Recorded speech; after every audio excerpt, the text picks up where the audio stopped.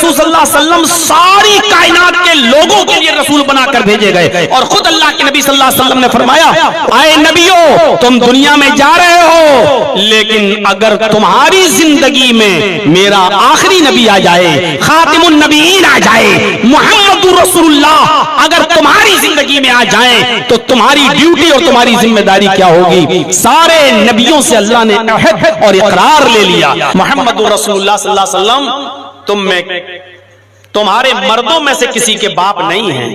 कितना क्लियर अल्लाह ने कहा, मा काना मुहम्मदुन अबा अहदिम मिन रिजालिकुम, मुहम्मदुर रसूलुल्लाह सल्लल्लाहु अलैहि वसल्लम तुम्हारे मर्दों में से किसी के बाप नहीं है। इशारा है नबी अकरम सल्लल्लाहु अलैहि वसल्लम जब इस दुनिया में आए और आपकी जब शादी हुई और आपका पहला बेटा जो पैदा हुआ जिसका नाम था कासिम, चंद महीनों के बाद कासिम का इंतकाल हो गया।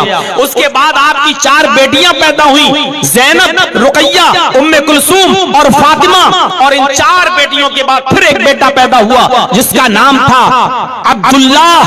अब्दुल्ला भी चंद महीनों के बाद इंतकाल कर गया। उधर आपका पहला बेटा कासिम इंतकाल कर गया और इधर आपका दूसरा बेटा जो खदीजा से पैदा हुआ अब्दुल्ला, उसका भी इंतकाल हो गया। और फिर एक बेटा मुहम्मदुर रसूलुल्लाह का मारिया कित्तिया के बदन से पैदा हुआ, मारिया कित्तिया के बदन से, जिसका नाम था इब्राहिम। मारिया कित्तिया के पेट से जो बच्चा पैदा हुआ जिसका नाम था इब्राहिम, उस बच्चे ने भी 18 महीने की उम्र पाई, यानी 1.5 साल की। और 1.5 साल की उम्र पाने के बाद वो बच्चा भी इंतकाल कर गया। तो आपका कोई लड़का जिंदा नहीं रहा, लड़कियां तो जिंदा रहीं लेकिन लड़का कोई जिंदा नहीं रहा। और आपके जितने बेटे थे वो आप ही की जिंदगी में इंतकाल कर गए, आपकी जिंदगी में वो अल्लाह को प्यारे हो गए। उसी तरफ अल्लाह तबारक व तआला ने इशारा किया, मा काना मुहम्मदुन अबा अहदिम मिन रिजालिकुम, कि मुहम्मदुर रसूलुल्लाह तुम में किसी मर्द के बाप नहीं है। औरत के बाप है, लड़कियों के बाप है, ज़ैनब के बाप है, उम्मे कुलसूम के बाप है, रुकैया के बाप है, फातिमा के बाप हैं, लेकिन कोई बेटा आपका जिंदा नहीं रहा। इसलिए आप अपने किसी जिंदा बच्चे के बाप नहीं है। तो क्या है वो? वला के रसूल अल्लाही, वो तो सिर्फ अल्लाह के रसूल हैं। व खातमुन नबीयीन, और खातिमुन नबीयीन है, आखिरी नबी है। मुहम्मदुर रसूलुल्लाह के बाद अब कोई नबी इस दुनिया में नहीं आएगा।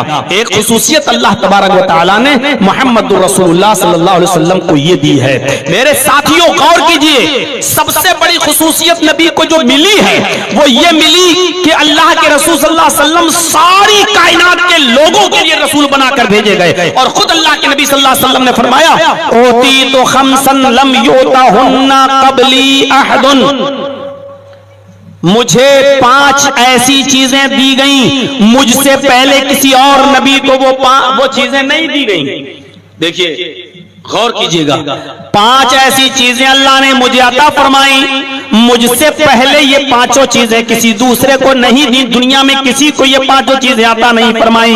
दुनिया में जितने भी नबी आए, किसी नबी को अल्लाह रब्बुल आलमीन ने इन 5 खुसूसियात से नहीं नवाजा जो मुझे नवाजा है। उनमें सबसे पहले अल्लाह के नबी सल्लल्लाहु अलैहि वसल्लम फरमाते हैं, कान कुल्लु नबिय्यिन युबअसु इला कौमिही खासतन व बुइस्तु इला आम्मतिन नास। अल्लाह के नबी सल्लल्लाहु अलैहि वसल्लम फरमाते हैं कि मुझसे पहले जितने भी नबी आए वो अपने कौम और खास कबीले के लिए आए, खास गांव के लिए और खास कौम के लिए आए। लेकिन अल्लाह ने मुझे बुइस्तु इला आम्मतिन नास, अल्लाह ने मुझे तमाम लोगों के लिए रसूल बनाकर भेजा।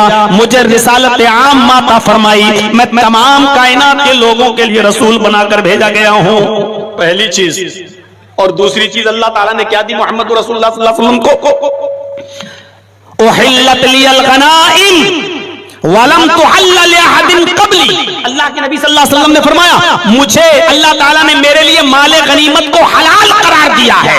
अल्लाह ने मेरे लिए, मेरे सहाबा के लिए माले गनीमत को हलाल करार दिया किया है, मुझसे पहले किसी नबी और नबी की कौम के लिए माल गनीमत हलाल नहीं था। माल गनीमत क्या होता है? जंग में हम लड़ रहे हैं और गालिब आ गए, दुश्मन मैदान छोड़ के भागने लगा, तो जब दुश्मन मैदान छोड़ के भागता था या शिकस्त हो जाती थी दुश्मन की, तो अपने हथियार जमीन पे डाल देता था, अपने हाथ उठा लेता था और अपना सारा माल जमीन पर फेंक देता था। उन लोगों के माल को लूट लेना, उन लोगों के माल को अपने कब्जे में ले लेना, जिसमें सोना भी होता था, चांदी भी होती थी, कपड़ा भी होता था। यहां तक कि जब दुश्मन भागता था तो अपनी लड़कियों और अपनी बेटियों और अपनी बीवियों को भी छोड़कर ये लोग मैदान जंग से भागते थे, तो उन औरतों को भी गुलाम लौंडी बना लिया जाता था, उनको भी ले लिया जाता था। और माल गनीमत में जो माल मिलता था वो सब मेरे भाइयों सहाबा किराम में बराबर बराबर तकसीम होता था। तो अल्लाह के रसूल से पहले जितने भी नबी आए, किसी भी नबी पर माल गनीमत हलाल नहीं था। ये जंग में लूटा हुआ माल और जंग में हासिल किया हुआ माल किसी और नबी की उम्मत के लिए जायज नहीं था, हलाल नहीं था। अल्लाह के नबी फरमाते हैं कि अल्लाह ताला ने इस माल गनीमत को मेरे और मेरी उम्मत के लिए हलाल करार दिया है। दो चीजें हो गई। तीसरी चीज अल्लाह के नबी सल्लल्लाहु अलैहि वसल्लम ने फरमाया, नबी अकरम सल्लल्लाहु अलैहि वसल्लम ने फरमाया कि मेरे लिए रूए जमीन सारी की सारी रूए जमीन पाक बना दी गई है। पाक जुइलत लियल अर्जु तय्यबन व तहूरन व मस्जिदन। अल्लाह के नबी सल्लल्लाहु अलैहि वसल्लम ने फरमाया कि पूरी की पूरी जमीन हमारे लिए पाक है, और पाक ही नहीं है, पाक करने वाली भी है। अगर आपको वुजू के लिए पानी नहीं मिलता है तो इसी जमीन की मिट्टी से आप तयम्मुम कर सकते हैं और पाकी हासिल कर सकते हैं। तो पाक मिट्टी पर तयम्मुम करके आप नमाज पढ़ सकते हैं। तो हमारे लिए रूए जमीन पाक कर दी गई और पाक करने वाली भी बना दी गई। वो मस्जिदन, और पूरी की पूरी जमीन हमारे लिए सजदा करने की जगह बना दी गई है। फअय्युमा रजुलिन अदरकतहु सलातु सल्ला सुकान, बस जिस आदमी के लिए, जिस मुसलमान के लिए नमाज का वक्त जहां हो जाए और उसको नमाज का वक्त पकड़ ले, यानी वो नमाज का वक्त मौजूद हो और नमाज का वक्त उसको मिल जाए और मस्जिद दूर हो, तो सल्ला सुकाना, जहां पर वो मौजूद है उसी जगह पर वो नमाज पढ़ ले। हमारे लिए पूरी की पूरी रूए जमीन पाक कर दी गई है। ये तीसरी खुसूसियत अल्लाह के नबी जनाब मोहम्मद रसूलुल्लाह ने बताई, जो हमारे लिए है, किसी और नबी को अल्लाह ने ये खुसूसियत अता नहीं फरमाई। और चौथी चीज अल्लाह के नबी सल्लल्लाहु अलैहि वसल्लम ने फरमाई, नुसिरतु बिर्रुब मसीरत शहरिन। मेरे लिए अल्लाह ताला ने रोब के जरिए मेरी मदद की है। मेरा दुश्मन 1 महीने की मसाफत पर होता है, 1 महीने की दूरी पर होता है। इतनी दूरी पर भी मेरा रोब, मेरा दबदबा उसके दिल में हैबत मचाने लगता है, जलजला पैदा कर देता है, कांपने लगता है। यानी दुश्मन 1 महीने की दूरी पर है, 1 महीने की दूरी पर है दुश्मन, लेकिन इसके बावजूद वो मुझसे डरता है। यानी दुश्मन को मुझ तक आने में 1 महीना लगेगा। अगर वो घोड़े पर बैठकर या ऊंट पर बैठकर सफर करे तो 1 महीना लगेगा मेरे पास आने में। इतनी दूरी पर भी वो मुझसे कांपता है और थर्राता है। तो अल्लाह रब्बुल आलमीन ने ये रोब और दबदबा मुझे दिया है कि मेरा दुश्मन 1 महीने की दूरी से मुझसे डरता है और कांपता है। 4 चीजें। और 5वीं चीज अल्लाह के नबी सल्लल्लाहु अलैहि वसल्लम ने फरमाया, उतीतु शफाअह, अल्लाह रब्बुल आलमीन ने मुझे शफाअत का हक दिया है।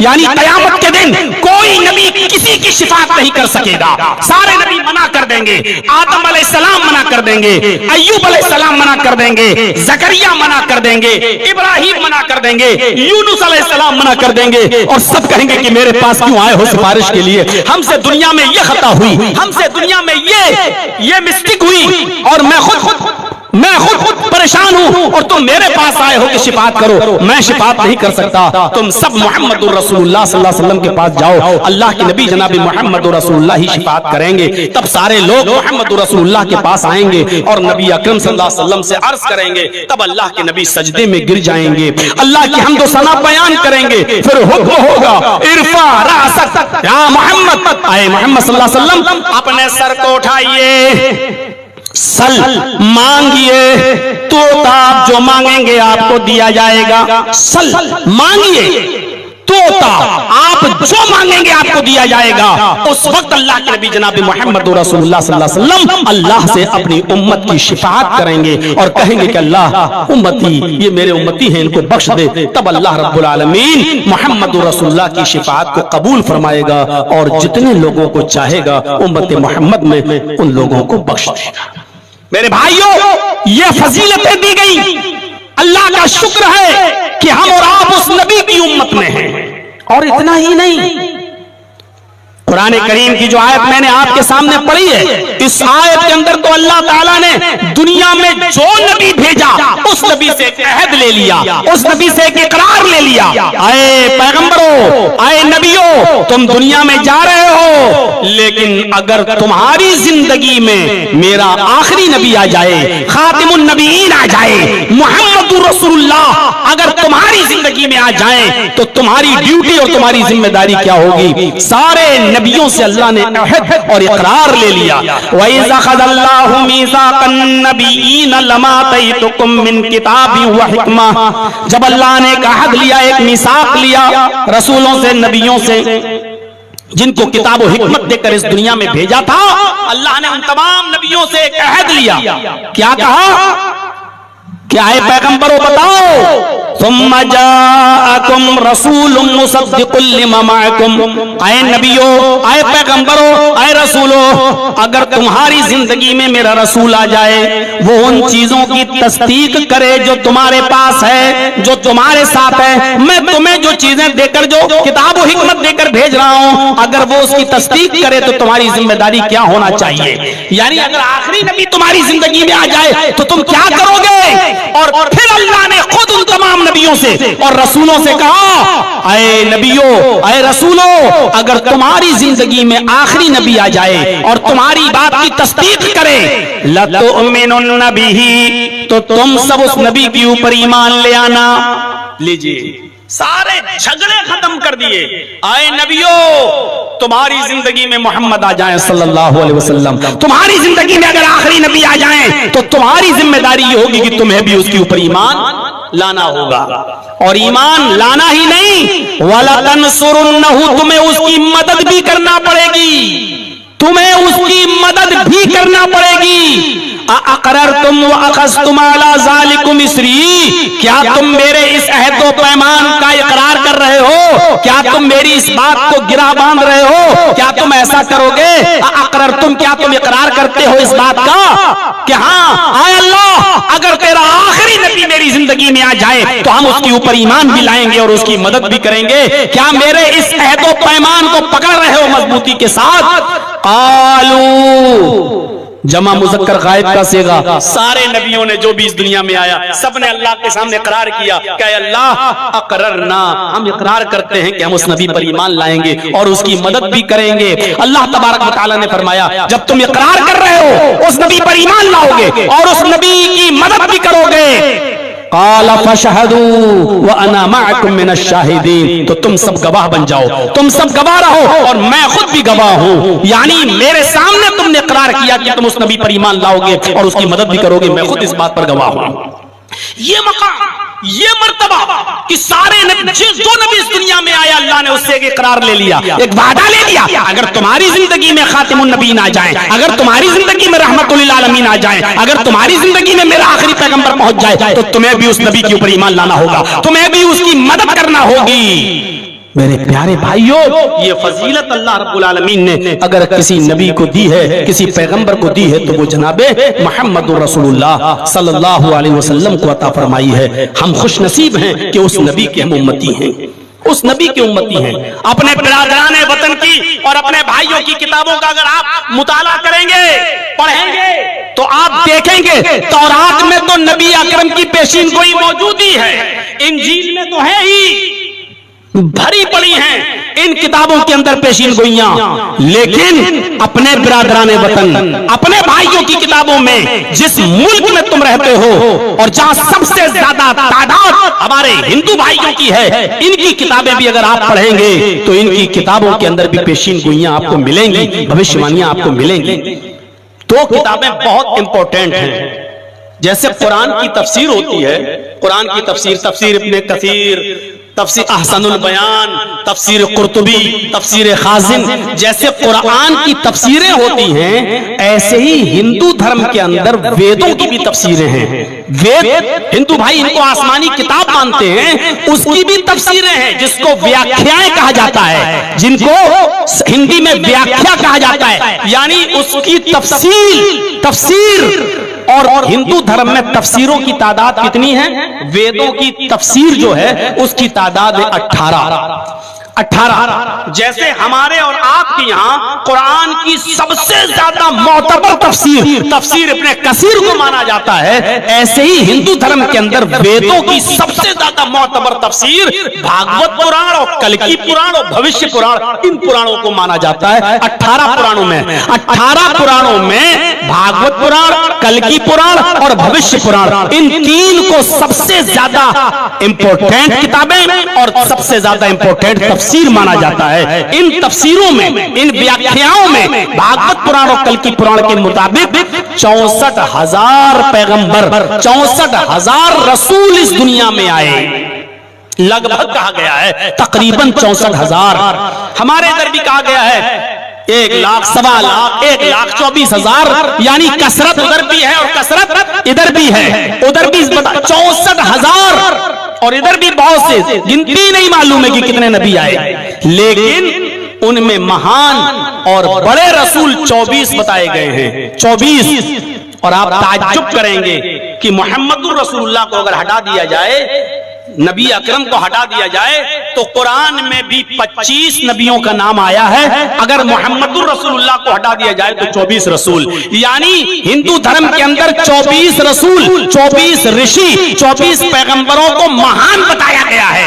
महान। और अंतिम ऋषि जो सबसे बाद में आएंगे वो 25वां होगा, वो आखिरी होगा, वो समुद्रादूत अरबन होगा, वो खातिमुन नबीयीन होगा। लेकिन 24 महान रसूल बताए गए हैं। अगर कुरान आप पढ़ेंगे, कुरान में मोहम्मदुर रसूलुल्लाह का नाम अगर हटा दो तो मोहम्मदुर रसूलुल्लाह को छोड़कर 24 नबियों का जिक्र कुरान में भी आया है। अब आप देख लीजिए, भागवत पुराण और कल्कि पुराण में भी 24 महान रसूल और कुरान में भी 24 रसूलों का जिक्र।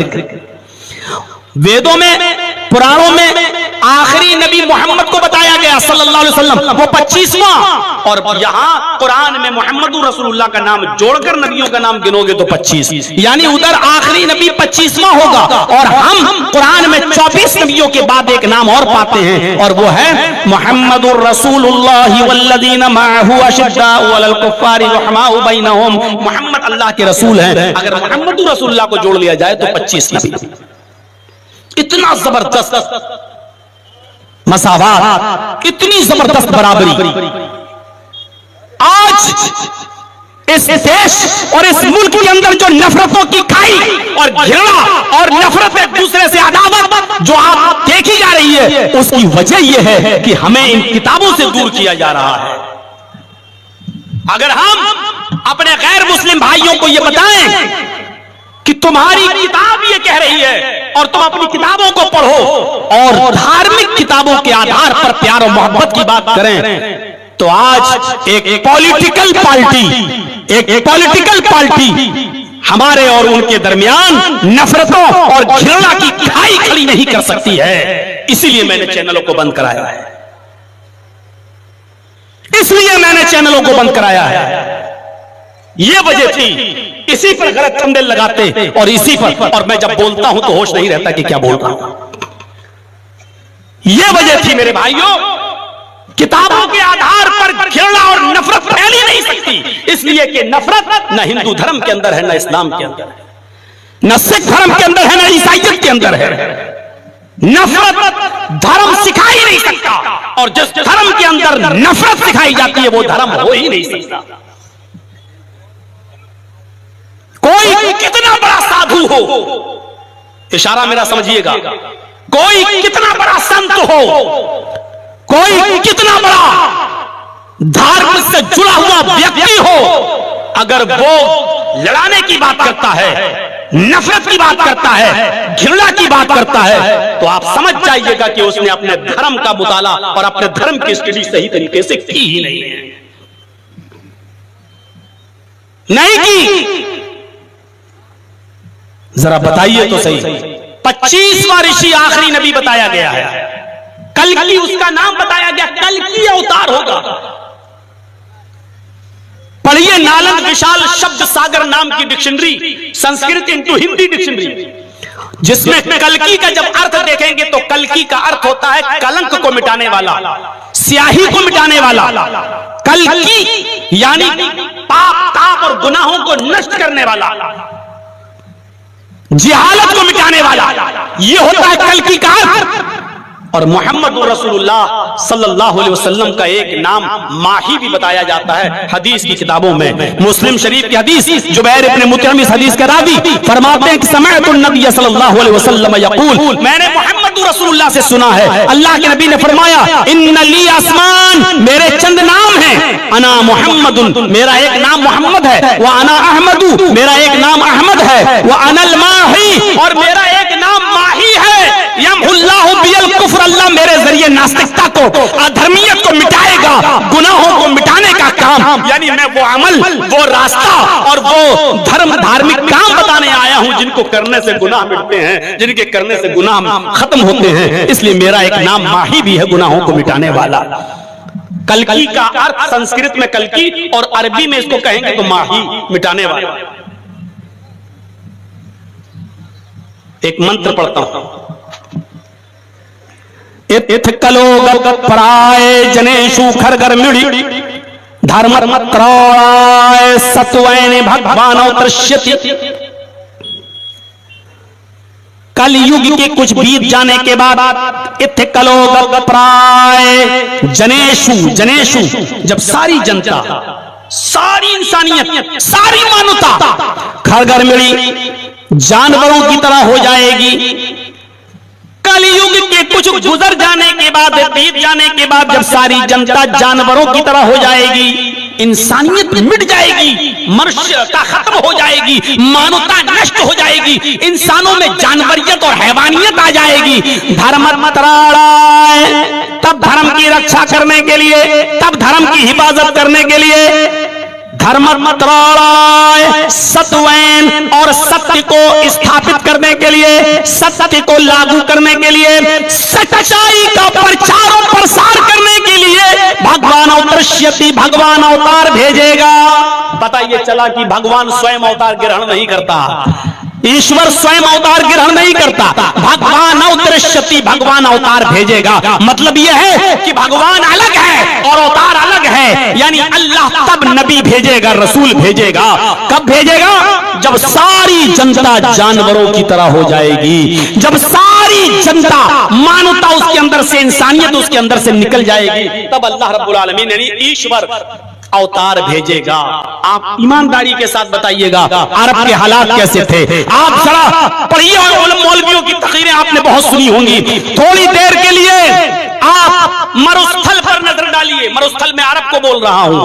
थोड़ी देर के लिए आप रेगिस्तानी इलाके पे नजर डालिए, क्योंकि साफ तौर पर लिखा हुआ है अंतिम कल्कि अवतार, कल्कि जन्म भवती मरुस्थल निवासिने, कल्कि का जन्म मरुस्थल में होगा।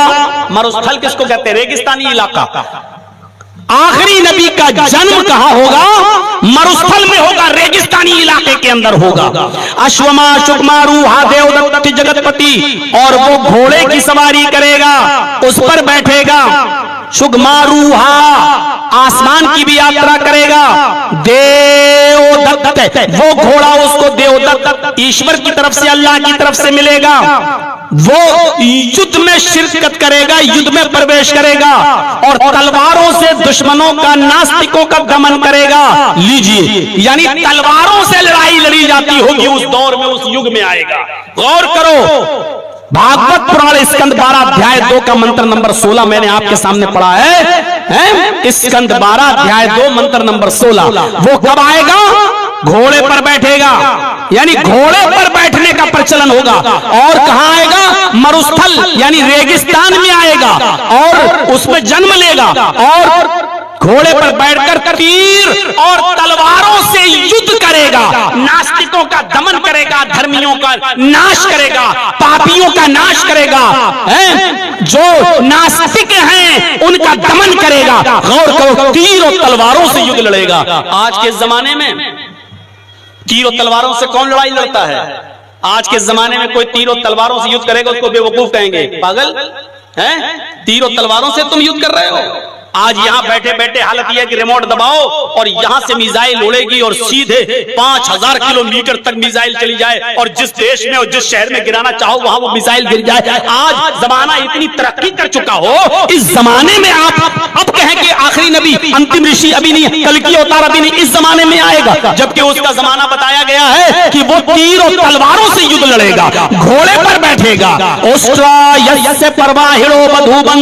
वो ऊंट की सवारी करेगा। ऊंट पर सवारी करने का रवाज रेगिस्तान के अंदर, अरब के अंदर था और उस ऊंट की सवारी पर मोहम्मद रसूलुल्लाह सल्लल्लाहु अलैहि वसल्लम ने सवारी की है। यह जमाना था मेरे भाइयों। क्या कहा गया कि वो जब सारी जनता गधों की तरह और जानवरों की तरह हो जाएगी, यकीन मानिए पूरा अरब जानवर बन चुका था। जानवर, ये जितने विद्वान बैठे हैं, ये जितने आलिम बैठे, पूछिए अरब का हाल क्या था मोहम्मद रसूलुल्लाह के आने से पहले। अरब का हाल यह था कि जुआ इतना खेला जाता था, जुआ इतना खेला जाता था कि जुए में जब लोग रकम हार जाते थे तो अपना मकान जुए में लगा दिया करते थे, और जब वो अपना मकान भी जुए में हार जाते थे तो अपनी पत्नी जुए में लगा दिया करते थे। पढ़िए ज़ादुल माद अल्लामा इब्न क़य्यिम की। और पत्नी भी जब जुए में हार जाते थे फिर भी हार नहीं मानते थे, कहते थे कि अभी भी मेरे पास लगाने के लिए बहुत कुछ है। और जब कहा गया कि पत्नी भी तुम जुए में हार गए, अब क्या लगाओगे, तो वो अपनी जवान बेटी 16 साल 18 साल 20 साल की अपनी जवान बेटी भी जुए में लगा दिया करते थे। ये हाल था अरब की धरती पर जुआरियों का, और इस तरीके से अंधकार था और पाप और गुनाहों के काम इस तरीके के बढ़ चुके थे। इतना अंधेरा था अरब की सरजमीन पर कि लोग जुए में रकम हार गए तो मकान लगा दिया, मकान हार गए तो पत्नी लगा दी, और पत्नी भी जुए में हार गए तो बेटी भी जुए में लगा दी। आप लोगों को कामयाबी नहीं मिलेगी, चाहे चुपके से वीडियो बना लीजिए, चाहे चोरी छुपे बना लीजिए। जब मेरी परमिशन नहीं है और इस वीडियो को डालोगे तो जो कमाई आएगी वो सब हराम होगी आपके लिए। जब मेरी परमिशन नहीं है तो आप लोगों के लिए जायज भी नहीं है। आप कितनी भी बदमाशी कर लीजिए,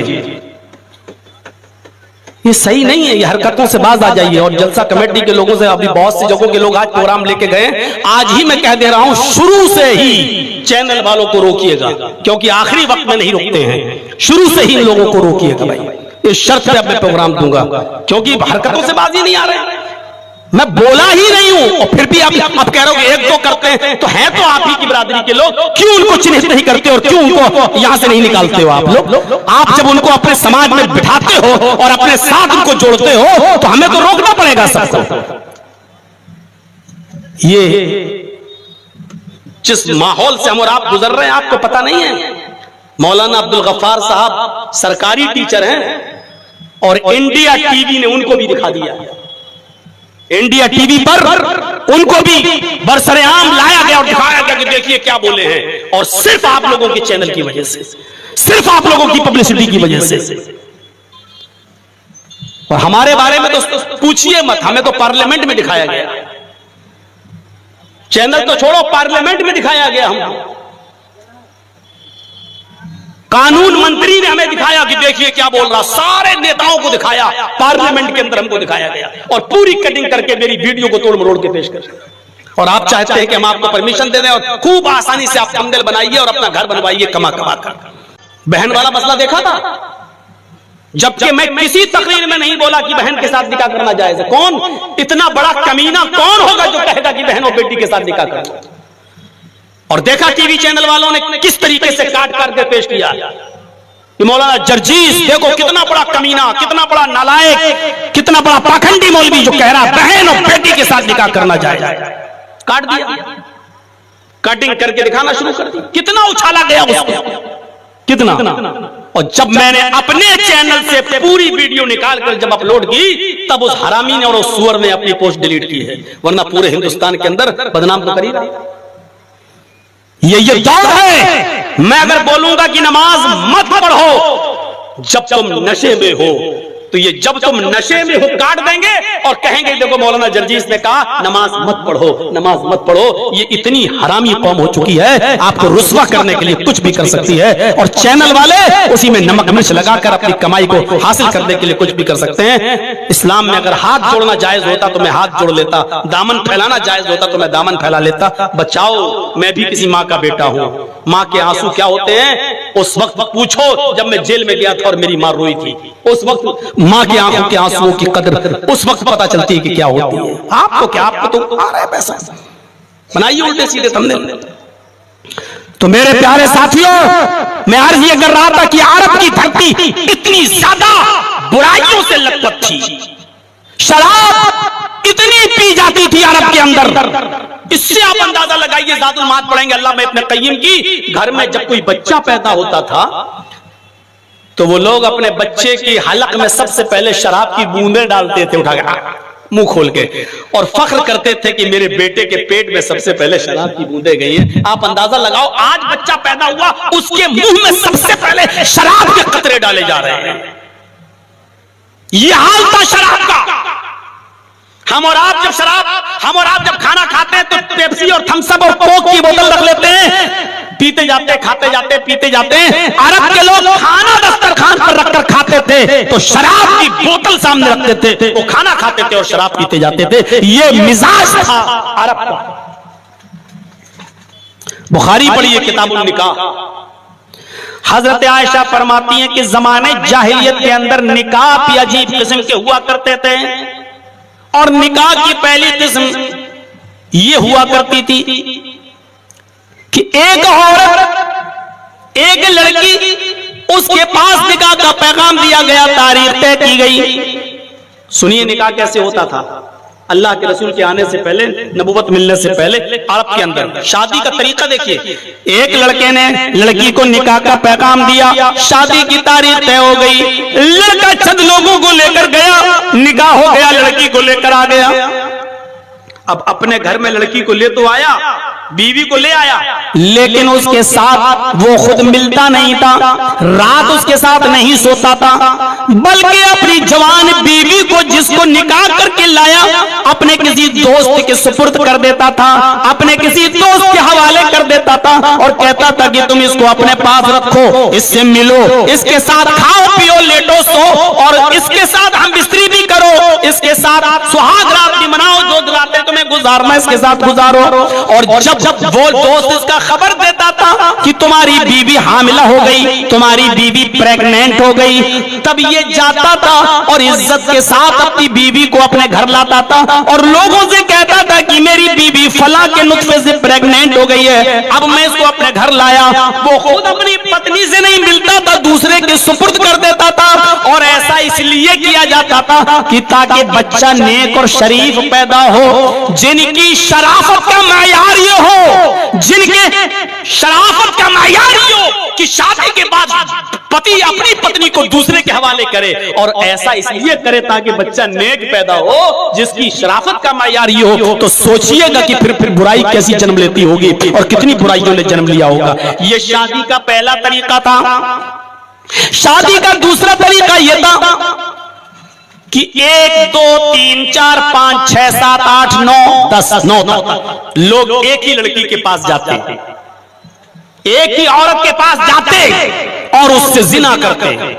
कोई आज चला गया, कोई कल चला गया, पूरे साल तक लोग उसके पास जाते रहते थे, लेकिन 3 से ज्यादा और 10 से कम, यानी 3 भी हो सकते हैं, 4 भी हो सकते हैं, 5 भी हो सकते हैं, 6 भी, 7 भी, 8 भी, 9 भी, 10 नहीं, 10 से कम और 3 से ज्यादा ये लोग उस औरत के साथ मिलते, उसके साथ जिना करते, उसके साथ सोते, और उस वक्त तक ये गलत काम उस औरत के साथ होता रहता जब तक कि उस औरत के कोई बच्चा पैदा नहीं होता। जब वो बच्चा पैदा होता तो वो सबको बुलाती, अगर 3 गए तो 3 को बुलाती, 4 लोग गए तो 4 को बुलाती, 9 गए तो 9 को बुलाती। जितने लोग उसके पास अब तक गए हैं उन सबको बुलाती और उन सब से कहती कि तुम लोग हमारे पास आए हो, तुम हमसे मिले हो, तुमने हमसे जिना किया है, तुमने हमारे जिस्म से खिलवाड़ किया है, तुम लोगों ने मुझे प्रेग्नेंट किया है, आज ये बच्चा मेरे पैदा हुआ है। वो लोग बैठे रहते, ये औरत उस बच्चे को उठाती और उतने लोगों में से जिसकी गोद में बच्चा रख देती, कितने लोगों में जिसकी गोद में बच्चा रख देती, जिसकी गोद में बच्चा पहुंच जाता वही उस बच्चे का बाप कहलाता और ये उसकी पत्नी कहलाती, ये उसकी बीवी कहलाती और वो उसका पति बन जाता। और फिर वो उस लड़की को यानी औरत को और उसके बच्चे को लेकर अपने घर चला जाता था। ये शादी का दूसरा तरीका था अरब के अंदर, ये शादी का दूसरा। सब बुखारी के अंदर देखिएगा, ये वाकया किताबुल निकाह में मिल जाएगा, जमाने जाहिलियत के निकाह में। और शादी का तीसरा तरीका यह था कि एक औरत अपने घर में हरी झंडी लगा दिया करती थी, ग्रीन फ्लैग, हरी झंडी उसके घर पे लगी हुई है। इसका मतलब ये होता था कि जो भी उसके पास जाना चाहे चला जाए। 9 तक नहीं, 10 भी, 11, 12, 13 जितने लोग उसके पास जाना चाहें जाएं। पूरे साल उसके पास लोग जाते थे, पूरे साल उसके पास लोग जाते और वो पूरे साल उनसे मिलती और जब बच्चा पैदा होता तो वो सबको बुलाती।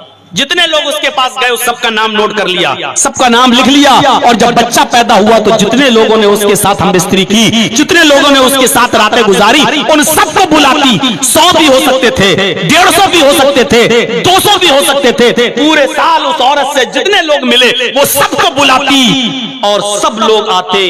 मजाल नहीं थी कि कोई मना कर दे, सब आते। और सब आने के बाद ये औरत की मर्जी नहीं चलती।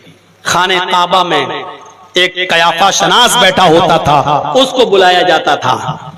जब वो आता उससे कहा जाता इस बच्चे को देखो, इसकी शक्ल किस आदमी से ज्यादा मिल रही है, जिस आदमी से मिल रही है इस बच्चे को उसकी गोद में रख दो। कयाफा शनास उस बच्चे को अपनी गोद में लेता, उसका चेहरा देखता और फिर उतने लोगों में सबसे टच करता, फेस टू फेस मिलाता, चेहरे से चेहरा मिलाता और इस बच्चे की शक्ल जिससे सबसे ज्यादा मिल रही होती उसी की गोद में उस बच्चे को रख दिया जाता। ये औरत उसकी बीवी हो जाती और ये बच्चा उसका बच्चा कहलाता। फिर वो आदमी उड़ता और अपनी बीवी और बच्चे को लेकर चला जाता। मिले 200 आदमी और बच्चा उसका कहलाएगा, बीवी उसकी कहलाएगी जिससे उसकी शक्ल सबसे ज्यादा मिल रही है। ये शादी का तीसरा तरीका था अरब की सरजमीन पर। अंदाजा लगाए। औरतें खाने काबा का बिल्कुल नंगी होकर तवाफ किया करती थी, उनके जिस्म पर कोई कपड़ा नहीं हुआ करता था। दीन इब्राहिमी में जो बिदअत थी उन बिदअत में एक बिदअत ये भी थी कि औरतें खाने काबा का बिल्कुल नंगी होकर बरहना होकर तवाफ करती थी। मर्द तो अपने ऊपर कुछ कपड़े पहन लेते थे लेकिन औरतों को एक भी कपड़ा पहनने की इजाजत नहीं थी। वो अपने जिस्म के सारे कपड़े उतार कर खाने काबा का तवाफ किया करती थी, मर्दों के सामने तवाफ किया करती थी। जिहालत की इंतहा हो चुकी थी, सारी जनता जानवर बन चुकी थी। जानवरियत इससे ज्यादा और क्या होगी मेरे भाइयों। जैसे मछलियां जब भूख लगती हैं तो अपने ही बच्चों को खा जाती हैं, अरब की धरती पर जिहालत इतनी आम हो चुकी थी कि उनके घर में जब कोई लड़की पैदा होती, जब कोई बच्ची पैदा होती, उस बच्ची को 4 साल तक बाप पालता पोसता बड़ा करता खिलाता पिलाता और जब 4 साल की वो बच्ची हो जाती तो उस बच्ची की उंगली पकड़ता, उसको नहलाता धुलाता, अच्छे कपड़े पहनाता और कहता कि बेटी चलो हम तुम्हें लेके चल रहे हैं, आओ मेले में चल रहे हैं, आओ तुम्हें एग्जिबिशन दिखाने चल रहे हैं, हम तुम्हें नुमाइश दिखाएंगे, मेले में चलो बहुत मजा आएगा। वो बच्ची 4 साल की अब्बू अब्बू कहते हुए अपने अब्बू की उंगली पकड़ लेती, सोचती कि मेरा बाप है मुझे मेला दिखाने जा रहा है। पहले से गड्ढा खोद कर रखा जाता, फिर उसको जंगल में ले जाकर कहता बेटी जरा इस गड्ढे में झांक कर देखो तुम्हारी अम्मी नजर आएंगी। इस जंगल में मेरी अम्मी कहां से आई? बेटी देखो तुम्हें नहीं दिख रही है, देखो झांक कर तो देखो। और जैसी वो मासूम छोटी सी 4 साल की बच्ची उस कब्र में, उस गड्ढे में झांक कर अपनी माँ के चेहरे को देखना चाहती, ये कठोर और जालिम बाप पीछे से धक्का देता और उस बच्ची को उस गड्ढे में गिरा देता। ऊपर से मिट्टी पाटने लगता, मिट्टी ढोने लगता और पूरी की पूरी उस 4 साल की मासूम बच्ची को जिंदा दरगोर कर देता, जिंदा दफन कर देता था मेरे भाइयों। और उस वक्त तक उस कब्र के पास खड़ा होता जब तक कि उस लड़की की आखिरी चीख भी नहीं निकल जाती, उसकी सांसें बंद नहीं हो जाती और उसको यकीन नहीं हो जाता कि मेरी बेटी अब मर गई। उस वक्त तक उस कब्र के पास खड़ा रहता और फिर गांव में आता, समाज में आता, मोहल्ले में आता और शराब की बोतल पीकर नशे में कहता कि लोगों, आज मैं अपनी 4 साल की बेटी को जिंदा दफन करके आया। फिर उसमें जश्न मनाया जाता और खुशी मनाई जाती। अपनी बेटी को अपने हाथों से जिंदा दरगोर कर देने के बाद जश्न मनाने वाला इंसान कहां हो सकता है? ये तो दरिंदा है, हैवान है। और ऐसी हैवानियत जब अरब के लोगों में पैदा हो गई और सारी जनता और आवाम जब बिल्कुल जानवर बन गई, तब अल्लाह तबारक व तआला ने मुहम्मदुर रसूलुल्लाह को बहैसियत पैगंबर रसूल बनाकर उस बस्ती के अंदर भेजा और आपने फिर इंसानियत का दर्स दिया, आपने फिर इंसानियत का सबक सिखाया और ऐसा दर्स दिया, ऐसा सबक दिया। गौर करो कि एक औरत अल्लाह के नबी के पास आती है और कहती है, इन्नी कद असफ्तुल हद या रसूल अल्लाह, अय अल्लाह के रसूल मैं हद को पहुंच चुकी हूं। आपने कहा क्या हुआ? कहा, अय अल्लाह के नबी मुझसे जिना हो गया। जंगल में मैं गई थी, पहाड़ के दामन में बकरियां चराने वाले आंखों से आंखें मिली और वहीं पर चूंकि मेरा शौहर नहीं है, कई महीनों से गायब है, इसलिए मैं कंट्रोल नहीं कर सकी और मैंने जंगल में बकरियां चराने वाले एक चरवाहे के साथ मैंने जिना कर लिया। आपने देखा कि होशो हवास में बोल रही है। साहबा ने इकरार किया, हाँ। कहा जाओ, शादीशुदा औरत है, जिना कर बैठी है और शादीशुदा मर्द हो या औरत, उसकी सजा एक ही है, अगर जिना कर ले कि उसको पत्थरों से मार मार के खत्म कर दो। बहुत सख्त सजा है इस्लाम में, लेकिन माफ कीजिएगा कहना पड़ता है, जब इंडिया में और हिंदुस्तान में जब बलात्कार होता है और जब किसी लड़की के साथ बलात्कार करके उसको छोड़ा जाता है, तो प्रोटेस्ट करने वाले और एहतिजाज करने वाले लोग, चाहे वो जंतर मंतर पे करते हो या रामलीला ग्राउंड में, जब एहतिजाज होता है तो हर शख्स यही सजा की डिमांड करता है जो इस्लाम की सजा है कि बलात्कारियों को पकड़ो, फांसी के फंदे पे लटकाओ, चौराहे पर, और लोगों को हुक्म दो कि उसके ऊपर डंडे बरसाएं, लाठी बरसाएं। वो नहीं चाहता कि कानून सजा दे बलात्कारियों को, लोग आज यही चाहते हैं। और मुझे खुशी है, एक बार जब मैं बॉम्बे में प्रोग्राम के लिए गया तो उस वक्त जब एक बलात्कार का मामला बहुत उछला तो बॉम्बे में बाल ठाकरे के भतीजे राज ठाकरे ने ऐलान करते हुए कहा था बॉम्बे की धरती पर कि इन बलात्कारियों को वो सजा दो जो इस्लाम के अंदर है, इनको पत्थरों से बीच चौराहे पर खड़ा करके इनको पत्थरों से मार मार के खत्म कर दो, जो अखबारों की हेडलाइन बना था और टीवी पर भी चला था। मेरे भाइयों, हकीकत यह है कि बलात्कारियों की जो सजा इस्लाम ने बताई है, जब तक वो सजा नहीं दी जाए, जिसकी बहन और जिसकी बेटी के साथ बलात्कार होता है उसके दिल को सुकून नहीं मिलता है, उसके दिल को चैन नहीं मिलता है। कहा जाओ इस औरत को संसार कर दो। कहने लगी, अल्लाह के रसूल मैं हामिला हूं, बच्चा है मेरे पेट, जिना का बच्चा, नाजायज बच्चा, हम लोग क्या कहेंगे उसको अपनी जबान में? हराम औलाद, शौहर का नहीं है, पति का नहीं है, नाजायज बच्चा। और लिखो मीडिया वालों, पत्रकारों, सही तस्वीर पेश करो, नाजायज बच्चा। लेकिन इस्लाम उस बच्चे को भी मारने की इजाजत नहीं दे रहा जो अभी पेट में। कहा इस औरत से, तेरी गलती है, इस बच्चे की तो गलती नहीं है, जिना तूने किया है, गलत काम तूने किया है, सजा इस बच्चे को क्यों मिले? जा, जब बच्चा पैदा हो जाए तब आना, तब तुझे सजा दी जाएगी। वो औरत गई, 9 महीने उसने उस बच्चे को पाला और जब वो बच्चा पैदा हुआ तो फिर आई, कहा अल्लाह के रसूल ये बच्चा पैदा हो चुका है, लीजिए आपने कहा था कि बच्चे की क्या गलती, मैंने बच्चा पैदा कर दिया है, ये जिना की पैदावार है, संभालिए, अब मुझे पाक कर दीजिए, मुझे संसार कर दीजिए, मुझे सजा दे दीजिए। अल्लाह के नबी सल्लल्लाहु अलैहि वसल्लम ने फरमाया ठीक है, जाओ इस औरत को ले जाओ। कहने लगी अल्लाह के रसूल के आखिरी मर्तबा इस बच्चे को मैं दूध पिला सकती हूँ क्या, अपनी पिस्तान से लगा सकती हूँ? इमाम कायनात ने इजाजत दे दी कि लो जाओ इस बच्चे को तुम दूध पिलाओ। जब उस बच्चे को उस औरत ने दूध पिलाया, दूध पीने के बाद वो बच्चा हंसने लगा, उस औरत ने हंसते हुए उस बच्चे को मुहम्मदुर रसूलुल्लाह की गोद में दिया। अल्लाह के नबी ने उस बच्चे के होठों पर अपनी माँ की पिस्तान का चूसा हुआ दूध लगा हुआ देखा। आपने आवाज दिया औरत रुक जा, इस बच्चे की गिजा तेरी पिस्तान में मौजूद है, इस बच्चे की गिजा मोहम्मद नहीं छीन सकता है, मैं कैसे इस बच्चे की गिजा छीन लूं जो तेरी पिस्तान में, जा अभी इस बच्चे को लेकर अपने घर जा। कहने लगी फिर कब आऊं? फरमाया जब बच्चा दूध छोड़ दे और रोटी खाने लगे तब आना। जब बच्चा दूध छोड़ दे और रोटी खाने लगे तब आना। उसने जल्दी रोटी खाना सिखला दिया, वो बच्चा जल्दी रोटी चबाने लगा, लेकर आई, अल्लाह के नबी लीजिए अब ये बच्चा रोटी खाने लगा। अल्लाह के नबी की आंखों में आंसू आ गए, उस बच्चे को अपनी गोद में लिया और कहा साहबा जाओ अब इस औरत को संसार कर दो। और जब वो औरत जाने लगी तो कहा औरत मुहम्मदुर रसूलुल्लाह की अदालत में अब कोई बहाना नहीं है, मेरे पास अब कोई रास्ता भी नहीं है कि तुझे और मोहलत दूं, क्योंकि अब तो बच्चा भी रोटी खाने लगा। जितने दिन में मोहलत दे सकता था दे दी, लेकिन शरीयत की अल्लाह की तरफ से कायम की हुई इस हद में मैं कुछ नहीं कर सकता। ये हुदूदुल्लाह है, अल्लाह की हदें हैं, अल्लाह ने नाफिज की हैं, इसलिए अब इस औरत को सजा दी जाएगी। उसके बाद उस औरत को मारा गया।